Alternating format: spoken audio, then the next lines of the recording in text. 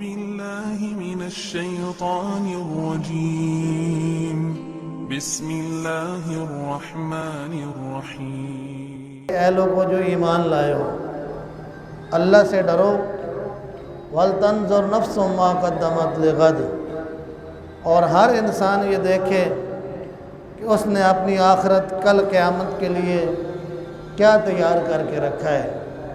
یہ دنیا ساری آج ہے اور قیامت وہ کل ہے۔ جس طرح آج جمعے کے بعد کل ہفتہ آنا میرے اور آپ کے لیے 100% یقینی ہے کہ جمعے کے بعد کا جو دن ہے وہ ہفتے کا دن ہے، یہ ہمارا یقین ہے۔ اسی طرح یہ یاد رکھیں کہ جس طرح آج کے بعد کل آنا یقینی ہے، اسی طرح آج کی زندگی کے بعد کل آخرت کا آنا بھی یقینی ہے۔ لیکن کامیاب ہے وہ بندہ جس نے دنیا کو بیچ کر آخرت کا سودا کیا ہے، جس نے دنیا کو بیچا ہے اور آخرت کو خریدا ہے۔ اور ناکام ہو گیا ہے وہ بندہ کہ جس نے آخرت کو بیچ دیا ہے اور بدلے میں دنیا کی زندگی کے فائدے حاصل کیے ہیں۔ تو آخرت کو بیچتا ہے۔ وہ نوجوان صحابی رسول سعید بن عامر رضی اللہ عنہ، ان کی زندگی ہمارے لیے ایک مثال ہے، ہمارے لیے ایک درس ہے، ہمارے لیے ایک نمونہ ہے کہ وہ بڑا خوبصورت نوجوان، لمبے قد کا نوجوان، جس کے بارے میں رسول اللہ صلی اللہ علیہ وسلم نے فرمایا کہ سعید نے تو دنیا کو آخرت کے بدلے میں بیچ دیا ہے۔ وہ خوبصورت نوجوان، اس کو یہ اطلاع ملتی ہے کہ آج تنعیم کے مقام پر ایک صحابی رسول کو سزا دی جا رہی ہے، خبیب بن عدی رضی اللہ عنہ کو۔ وہ بھی وہاں تماشا دیکھنے پہنچ جاتے ہیں۔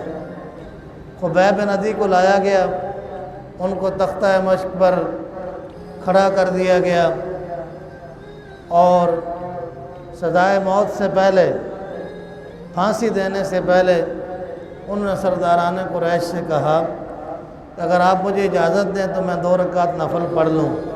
انہوں نے کہا کہ پڑھ لو۔ انہوں نے 2 رکعت نماز نفل پڑھی۔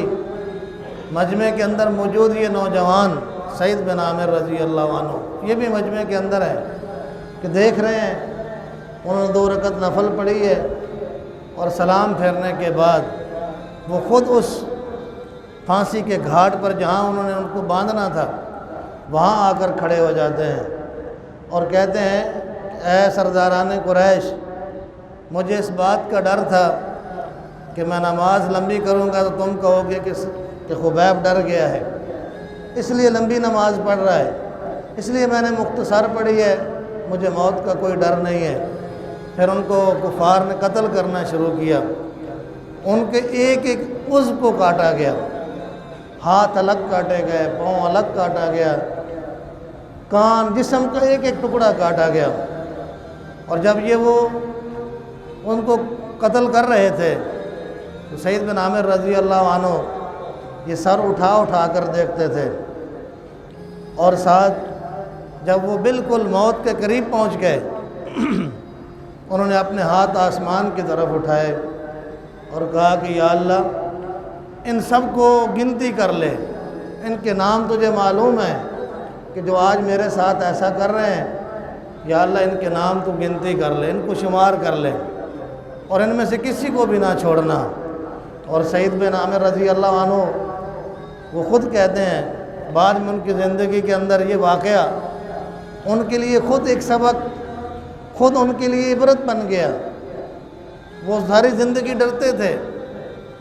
اور پھر روایات کے اندر آتا ہے کہ جن لوگوں نے خبیب کو سولی پر چڑھایا اور خبیب کے ہاتھوں کو کاٹا، ان کا مسئلہ کیا، ان میں سے کوئی بھی حالت ایمان کے اندر نہیں مرا ہے۔ اللہ نے سب کو بدر کی لڑائی کے اندر اہل ایمان کے ہاتھوں قتل کروایا ہے۔